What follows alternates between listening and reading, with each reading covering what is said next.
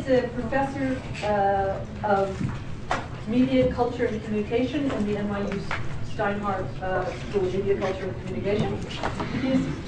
It's really difficult to sort of, and a challenge for me to succinctly characterize Finn's work, since he is as prolific as he is eccentric in his topics. He writes on topics from dwarf fortress to cryptocurrency, Bitcoin, the history of alternative currencies, 4chan, the hacker group Anonymous, WikiLeaks, kleptography, piracy, Chris Marker, Stanislav's Lem, and Walter Benjamin, in venues ranging from The Guardian, The Wall Street Journal, Le Monde Politique, The Scientific American, to Art Forum, Representation, and Radical Philosophy, which he was a frequent contributor. He's the author of 2 books.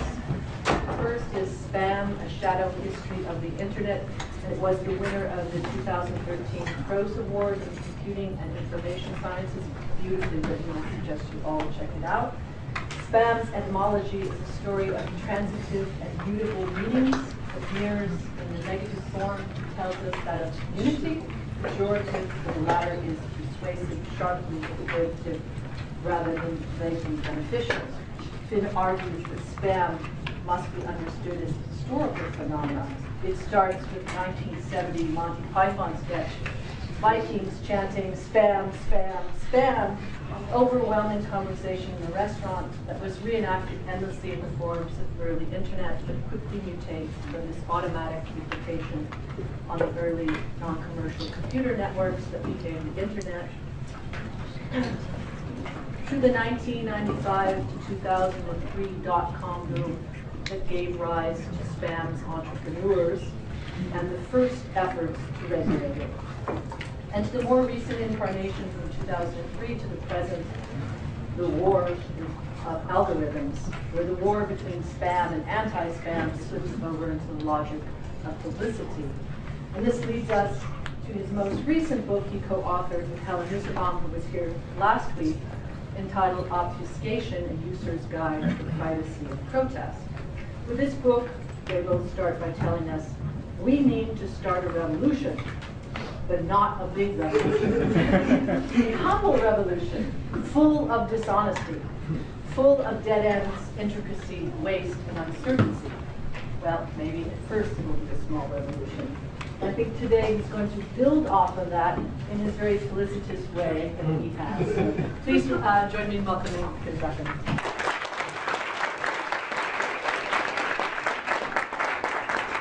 Thank you so much for coming. It's a great pleasure and honor to address you all, especially at the last talk of this term, an incredible roster of speakers. So just to say this up top, Helen and I sort of, when we were talking about our talks following immediately one after the other, we divided up the responsibilities where Helen got to be the responsible one, who would sort of lay out the thoughtful case around obfuscation and what it means and how it works, and I would get to be the irresponsible one, who would bring in larger, potentially stranger, more difficult issues. This is a talk that's very much about some work in progress that both builds on obfuscation, but also hopefully opens some new avenues for discussion. It's called Felicitous Questions, a term that is going to become meaningful in just a second. It's in 6 parts. As follows. Notice that we only get around to obfuscation in part 3, but I promise it'll be worth it once we're there. And it actually opens with something like a shameful confession, which is that I am not actually I don't really have that much to say about privacy as such. Don't tell Helen, please. Because I take contemporary privacy very seriously as a matter for activism and as a practical matter for especially vulnerable and precarious communities. But for me, privacy was always a way into another set of questions, a very fruitful and rapid avenue into another set of questions. In particular, questions about trying to technologically model social and political concepts. I'd like to discuss some of those with you today and think about them as ways that can open alternatives for us to exactly the zero-sum game between privacy and security, which is so much the topic of this series, to see if they can give us venues for thinking that will lead elsewhere than the sort of saddle point in the maximin strategy between the opposition of privacy and security.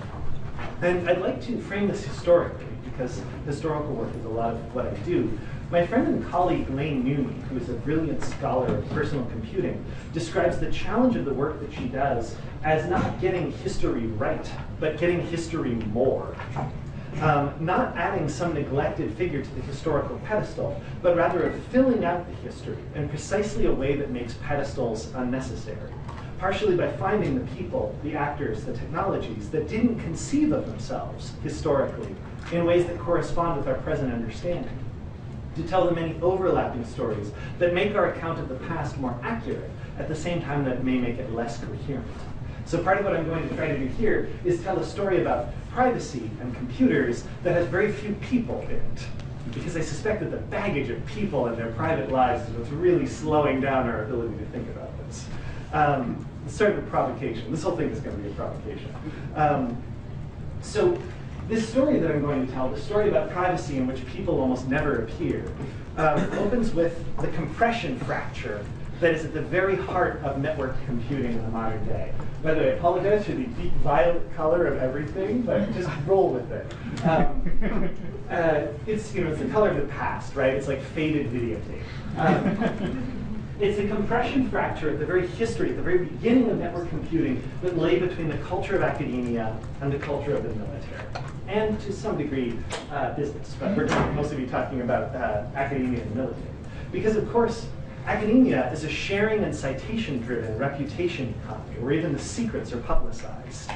And this is my tip of the hat to a fantastic piece that Mario wrote about the process by which scientists, in this case Galileo, would have to essentially register secrets in public without disclosing their nature as secrets. This was an anagram, which actually allowed Galileo to both provide proof of a certain time of having made a particular discovery without having to declare the discovery, in such a way that he could also walk away from the discovery if it turned out to not actually be a discovery. And this, for me, is very much at like the heart of the academic process. Even the secrets are things that are handled in public.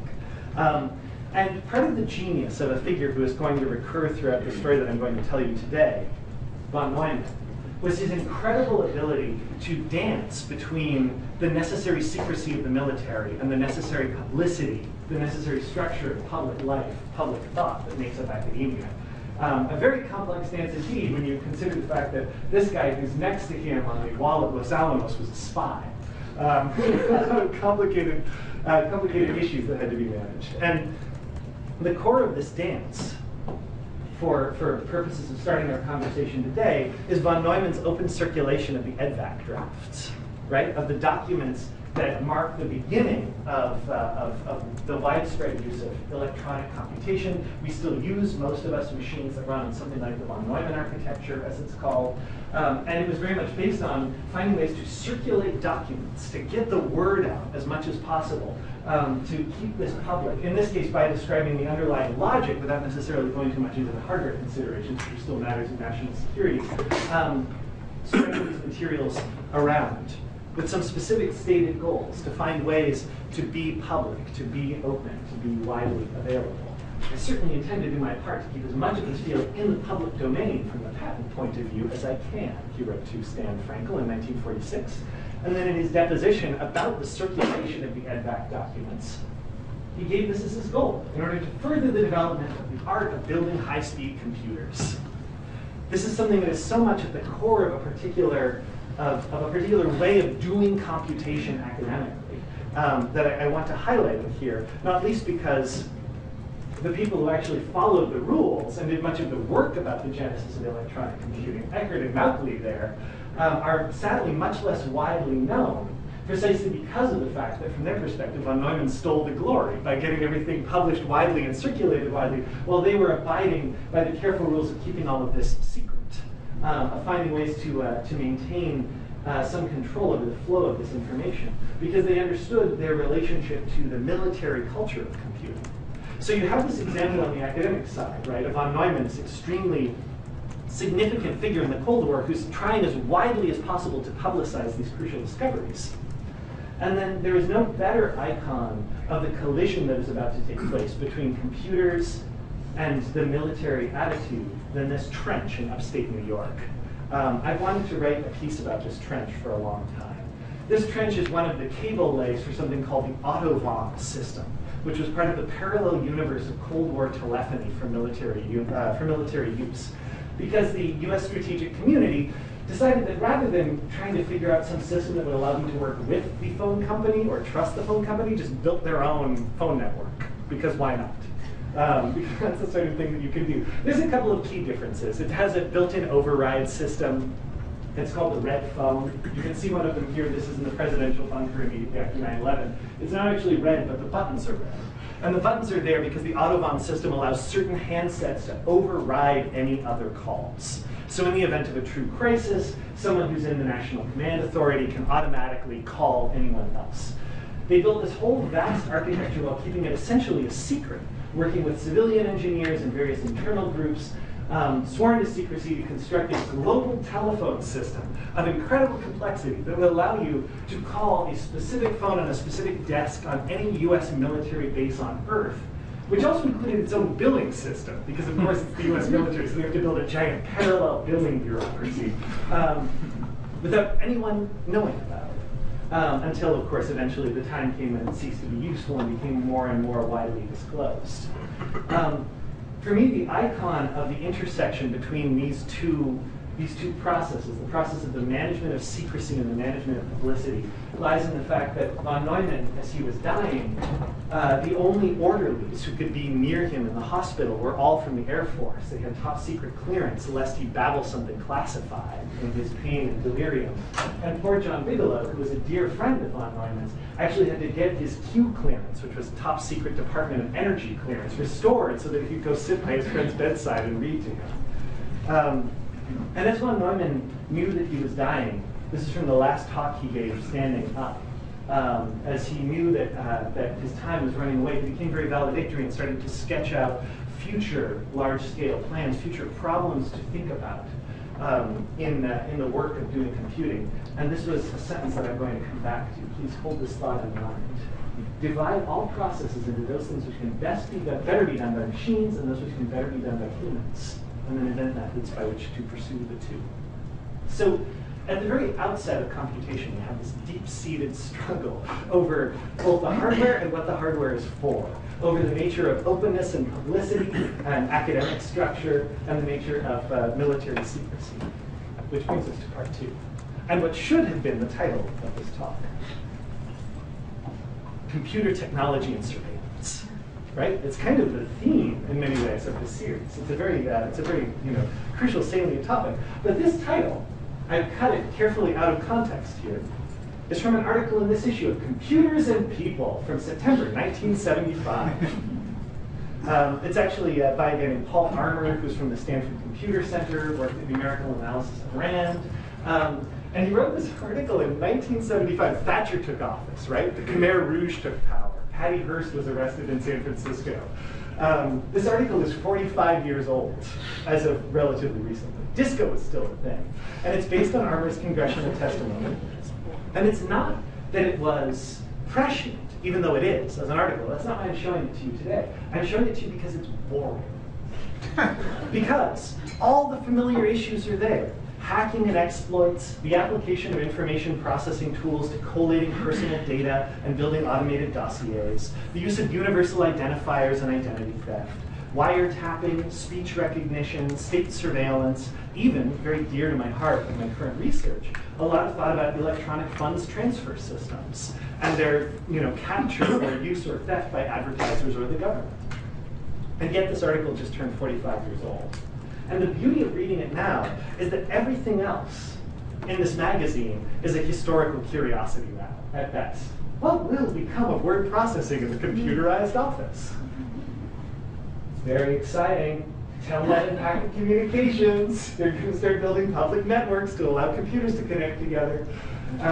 This article actually precedes so many different things. It precedes our current understanding of the use of the idea of hacking. This is from the piece itself, where he calls it a favorite pastime of bright students to attempt to penetrate the computer, and they succeed all the time. This article precedes TCP/IP, or rather, it precedes the actual application of TCP/IP. This is the plaque marking the bar below Stanford where they drove the packet radio van to stage the initial TCP/IP project. Part of what I love, and this really speaks to the early days of the internet, is that this is the context in which this plaque hangs. You know? Not the Pentagon, not the depths of a military base or the hallowed halls of Stanford. It's next to the pinball machine at this biker bar. But nonetheless, this article, right? This article, which covers so many of our contemporary anxieties and concerns, beats this event. This article precedes by a year the production of Diffie, Hellman, Merkel. It beats, I mean, no one even knew about the GCHQ research that was going on in the development of public key cryptography, but it beats that as well. Forget advertising, forget the web, forget all of the things that we think of as changing our privacy landscape.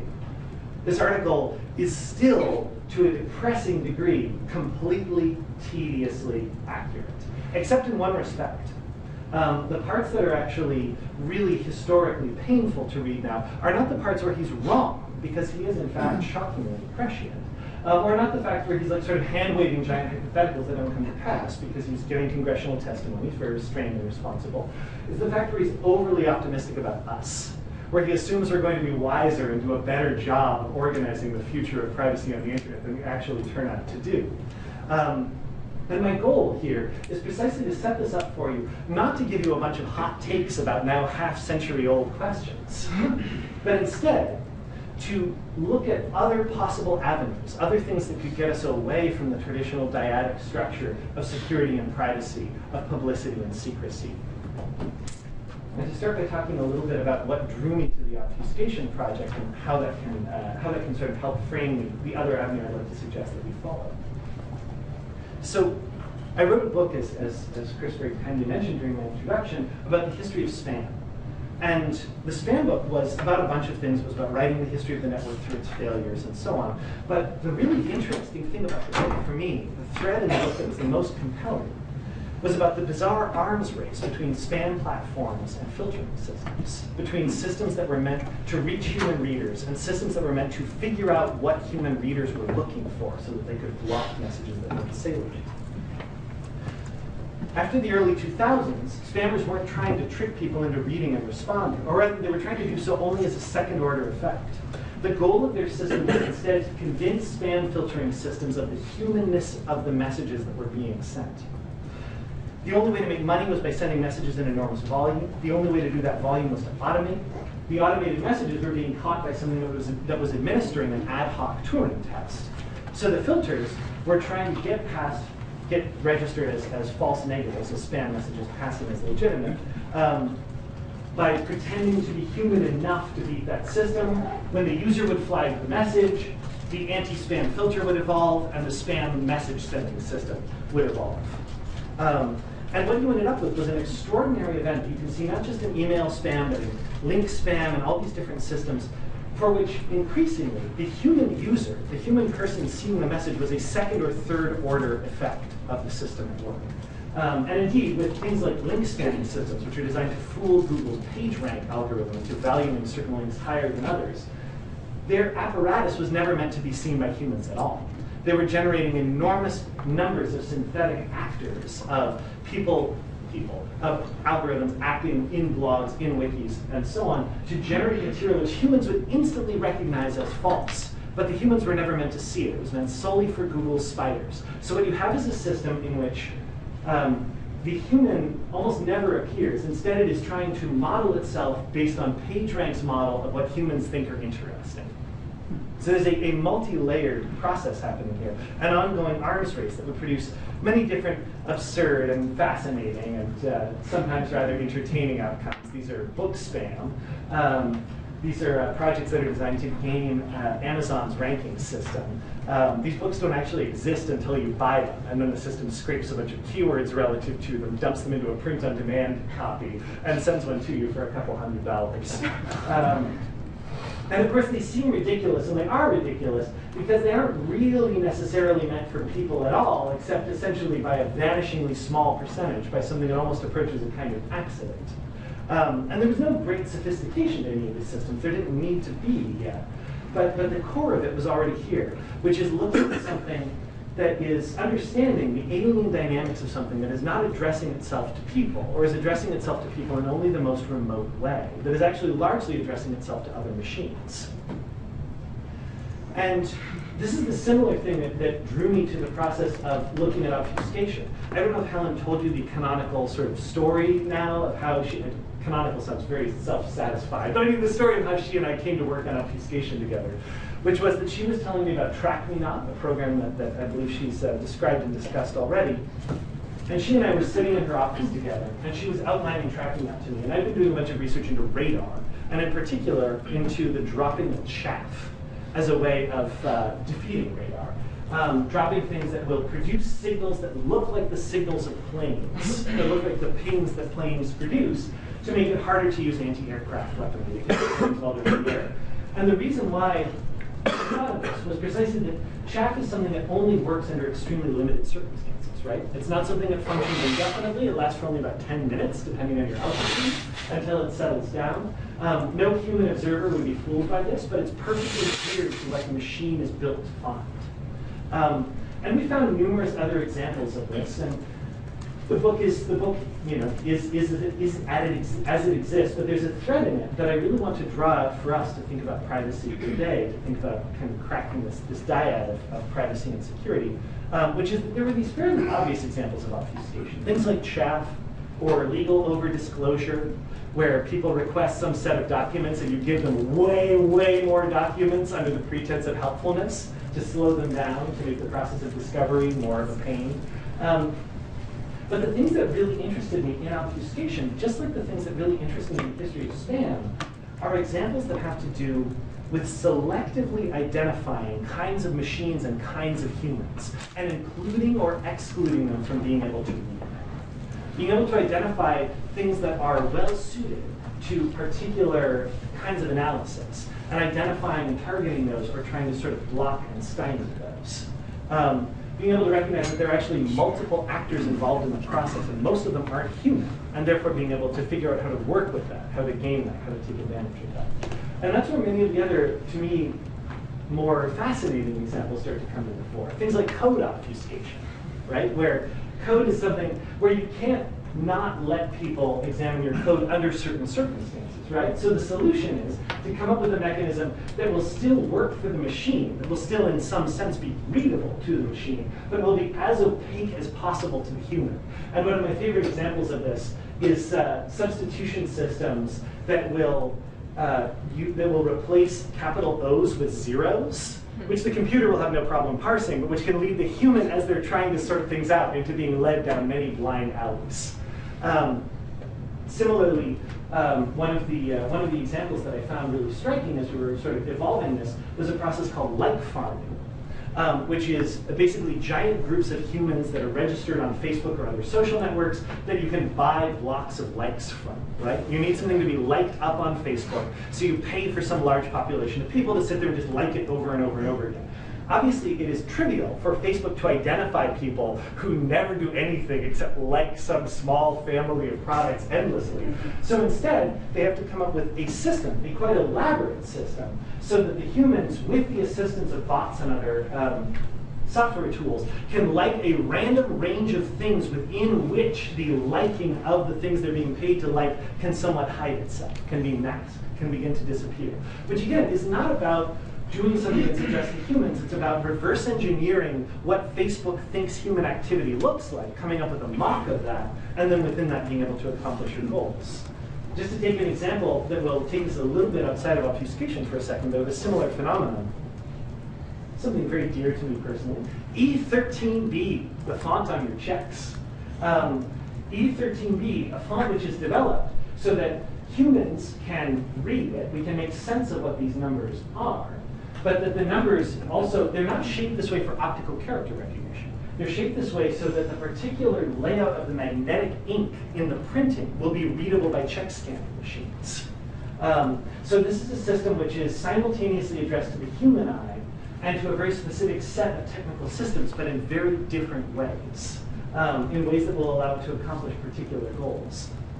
And what I'm getting to with all of this is to suggest that one of the really interesting things for us to think about in terms of privacy is to think about the degree to which privacy now has less and less to do with people, with human analysis, and more to do with the ways our activities look to very large software systems. So Ken Wark, Mackenzie Wark, has talked about the unexpected side of the collapse of privacy on the network. Not just the terrifying, targeted, Orwellian violations of personal autonomy for small numbers of dissidents, activists, and minorities worldwide, but the indifference with regard to everyone else. Because in fact, your individual identity is in many ways the least interesting thing about you, for purposes that range from developing better advertising dossiers to targeting missiles from predator drones. The human contributions, the human activity, is in many ways more useful in aggregate than it is as the outcome of any particular individual life, as fodder for deep learning systems, predictive text algorithms, and translation engines. The sort of vision, again, staying with our sort of first thread, the vision on the academic side of computation, of networks of computers as being something that would spur the interaction of humans, that would spur the interaction and augmentation of humans. This is from Doug Engelbart's Mother of All Demos, of course, one of the great early demonstrations of human-to-human collaboration over computer networks. That still remains, but it has become increasingly the froth, I would argue, while I'm being irritatingly provocative, the froth on top of the much more significant process, which is the genesis of software systems for which our aggregate activity is of much greater importance than the things that we might do as individual people. The information that we give up as groups or about others in the course of our own activities is much more salient. So if we are talking about online privacy, then surely we should be talking about social media. But if we're going to talk with any clarity about contemporary social media, we need to talk about what's actually happening there quantitatively. And the kind of activity that people early in the history of the network thought, active participants forming a new disembodied community with their minds interacting, is playing a smaller and smaller role in that process. Because of course there's spam, lots and lots of spam. There's always been. This is one of my favorite slides where it doesn't necessarily, you can be spam while being a human, you can be human-like but also be spam. But far larger and more complex than that are systems like JTRIG in the UK and Operation Earnest Voice in the US, which we know through the Snowden disclosures, which seek to analyze, manage, manipulate, and disrupt online conversation through several methods, most notably through the mass generation of personae. Bots doesn't quite do them justice, that can engage in online social activity. They can shift sentiments, quietly spread propaganda, amplify messages, give things the impression of being trending or significant, game online polls, fill social activities online with noise, which is one of our examples of obfuscation used on behalf of powerful actors. We have several instances of this where governments have deliberately flooded social networks with noise to stop a particular discussion from happening. And the really significant thing here, the thing that I want to highlight about this, is that this sort of activity, whether we're talking about something like Putin's troll army, with their extraordinarily sophisticated process of managing conversations about Ukraine and Syria, or Gamergate trolls driving women off the internet, all of these different groups are a mix of humans and artificial systems. And in many ways, the distinction is becoming increasingly irrelevant. The really salient point is that it doesn't matter if it's a human or a machine. The goal of certain kinds of software development in this space is to make them functionally indistinguishable. And I would highlight here Lily Arani's fantastic work on Mechanical Turk, and all of the effort that goes into making the Mechanical Turk workers seem like, as the advertising slogan has it, artificial intelligence. In a certain way, those of you who are familiar with Cyril's concept of the Chinese room, you look at that and actually it's a lot like a knowledge worker factory floor. You just feed data into it, the data does something, and then you get results, and it doesn't matter if it's a person or a machine. The gap keeps narrowing between social network bots and what Anna Jane calls meat puppets, which is her term for people who join internet discussions solely to influence them, but more broadly is a fantastic term for how we can be understood as objects that produce information, propagate memes, respond to automated notifications, and in all other ways become essentially the felt glove with the glue-on googly eyes that sits on the limb of a vast and intricate machine. Brian Eno has this wonderful quote saying that cultural objects have value is like saying that telephones have conversations. which was, you know, amusing, you may or may not agree, but this is also a quote from the 1990s. And now, our telephones have conversations all the time. Many of them are not necessarily conversations that we would recognize. They might be conversations that have to do with disclosing our activities or our movements. They might be conversations with other phones, or with stingray systems, or with antennas. And naturally, we also have conversations in a literal sense with our phones. Whether we're talking about Siri or Cortana or customer service, we are often in a very quotidian way, either sharing information with or being directly affected by systems in which humans don't need to be in the loop at all. Now, if you want to become a music star, it's crucial that your videos, your YouTube videos, your songs have tons of YouTube views. And there are good ways to get tons of YouTube views, which involve a blend of human and non-human activity. Again, just as a practical matter.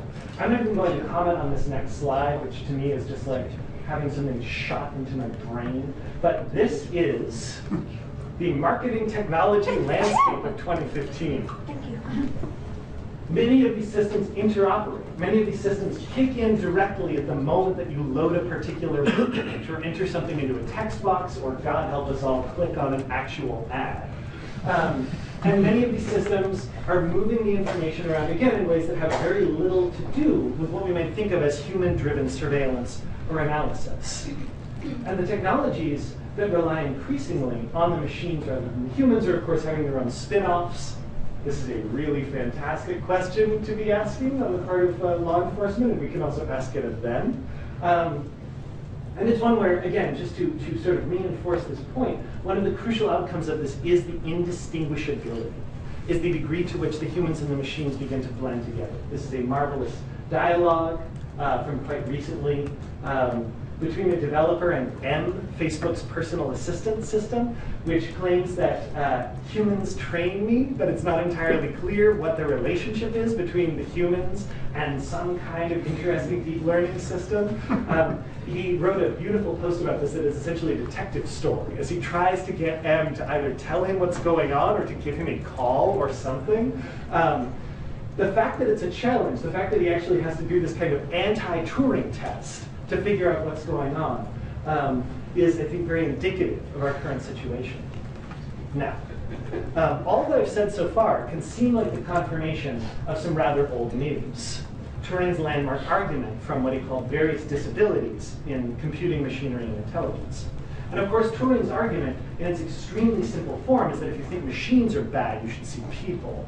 That rather than judging machines by an artificial standard, you should see what activity for you constitutes the activity of intelligence, and then apply it to other things around you and see what passes. And when we begin to look at it in this light, we can see that, in fact, we pass the Turing test in all kinds of ways now. People give their credit card information away to a seductive chatbot. People engage in all kinds of horrible information driven purely by interaction design. The CAPTCHA systems to distinguish humans from bots are in very difficult straits. And indeed, a human user can be indistinguishable from a bot under many circumstances and in many different situations. And to link this back to privacy, we are in the process of building deeply alien architectures and systems on a vast scale, whose content we partially constitute. And it is in the context of those systems that we are now communicating, and that I suspect we should reevaluate what we mean by privacy in that context. Foucault has this famous phrase, in political thought and analysis, we still have not cut off the head of the king. And I'm worried that in our analysis of privacy, we still think that the king has a head. We still assume that there are humans and human agendas there, when we should be perhaps evaluating this under very different meanings. So I'm a little bit short on time, so I'll move very quickly through something I just want to present as an illustrative case, a case of great interest to me personally. This is the Natanz nuclear uranium enrichment facility in Iran, the facility that was hit by the Stuxnet war. It's an urban legend. I don't believe this is actually true. But it was from an email from someone purporting to work at the facility, that later on, following the initial Stuxnet hack, they were hacked again, and someone test played AC/DC's Thunderstruck over the PA system. And I mention this because in Toronto, when the Ashley Madison website was hacked, or rather Avid Life Media, their parent company, When people came in the morning and turned on their computers to see the warning message left by the hackers, the computers actually started playing Thunderstruck, which has now migrated from being a made-up apocryphal activity into a real sort of hacker calling card.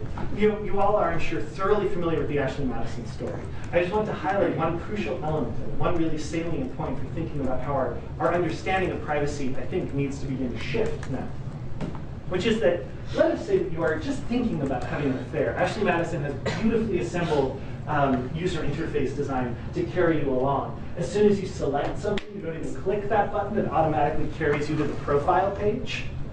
And as soon as you fill this out, and as soon as you click I agree, and ignore the we do not perform any criminal background checks note down there at the bottom, you're moved along with incredible speed through selecting a photo, through seeing your matches, and then within a matter of minutes of you having set up your profile, you get a message.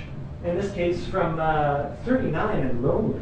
39 and lonely one. You get a message, you reply to the message, you write out some text, and then when you click send a message, you get to the payment page. Here you have to put in your credit card information to buy credits to communicate. And then you do. You send a message, maybe nothing comes of it, almost certainly nothing comes of it for reasons we'll get to in a second. And then years go by, you forget you did this, you're filled with regrets. The Ashley Madison hack happens, it's in the news, you're freaking out. You Google, check if you're in the Ashley Madison database. You come to this page, you put in your email address. It tells you maybe yes, maybe no. They don't necessarily have any actual access to the backend data because they don't care. Because what happens when you put your email address in here or someone else's is that a few hours later you get this. This is an extortion message. This was saved by the Toronto police force. The extortion message announces that your data has been leaked by the Ashley Madison hack. They have all your information. They're going to send it to people using social network information about you, unless you give them payment in Bitcoin to keep quiet. And then they give you the instructions for doing that, including a charming little explanation about why you shouldn't use Facebook. Now, I want to give you this quick walkthrough. We've gone all the way from temptation through some kind of moral or emotional violation to extortion, criminal activity. Not once has a human been involved with this who wasn't the user. The automatic message that you got was from what's called a conversion bot, which Ashley Madison builds to get men involved because it's almost entirely men. There are very few women on Ashley Madison, which is a problem for running a site like this. So instead they just have automated women who get men to pony up, to put their money in, to stay involved in the system. The extortion system runs automatically. It doesn't even check. It assumes that if you're putting in your email address, you're worried about this, and therefore they can probably get some money out of you. From end to end, this entire process, this horrific privacy disaster, doesn't actually need humans involved at all, except for you.